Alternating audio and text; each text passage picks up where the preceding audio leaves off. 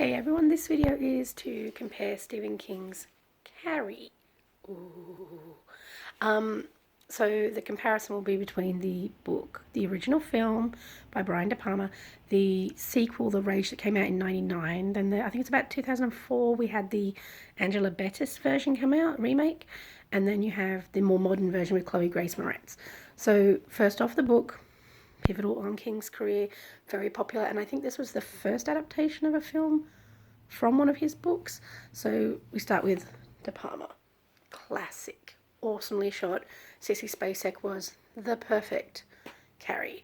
The gawky, awkward, girl next door looking type sort of character. Her mum was Piper Laurie.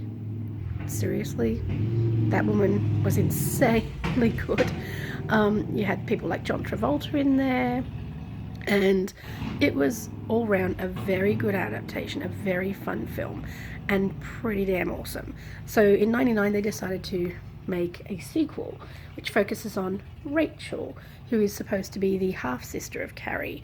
Many years later she was born, and she has the same telekinetic powers and the same emotional distress. In this one they brought back the lady who played Sue Snell from the original one, so she plays now a teacher at the school, a counsellor type thing, and so she recognises in Rachel these factors of Carrie White from the original set. It was really well made. It's very teen fodder, but it's still very enjoyable in my opinion. I think it's probably one of the best sequels that didn't need to be made but was still fun enough, and has a very easygoing young cast that you can recognise at the time. Mina Suvari was in that film, and then a few years later we got the Angela Bettis one. Now Angela Bettis, don't get me wrong, she's a great actress in something like May, but in this, that movie was just awful. I really despise that version of Carrie. It's the reason why I don't have it yet, because I pretty much buy anything Stephen King, but I'm not in a rush to get that nor the Children of the Corn remake, because that was pretty awful too. It's all done through like interviews with the police and then looking back type reflective ways. It just bugged me. It was just boring. I mean, you think of all the gusto in Carrie and all the at the end and everything. This one really fell flat for a lot of it.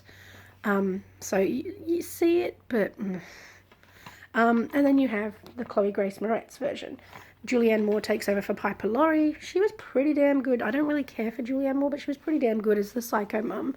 And Chloe Grace Moretz played the part of Carrie perfectly. The biggest issue, I don't get that people don't see this, the biggest issue for Chloe Grace is she doesn't have the physical awkwardness, appearance of like being a bit toned down and a bit more, average or a little less average like Sissy Spacek did.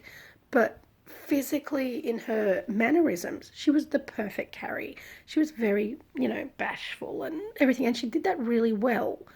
So the criticisms of her performance I don't get, because I actually really enjoyed her. I thought as a film overall it was very good, and I did enjoy it, but I mean, the first has the most charm. Everyone knows that so easily. The first has the beauty of Carrie. Hard to say for that little shy girl next door. So yeah, definitely check them out if you can. I would never ever say to recommend everything but that 2004 I think it was version. But yeah, if you watch Carrie and then Carrie the Rage, it flows very well together. So enjoy.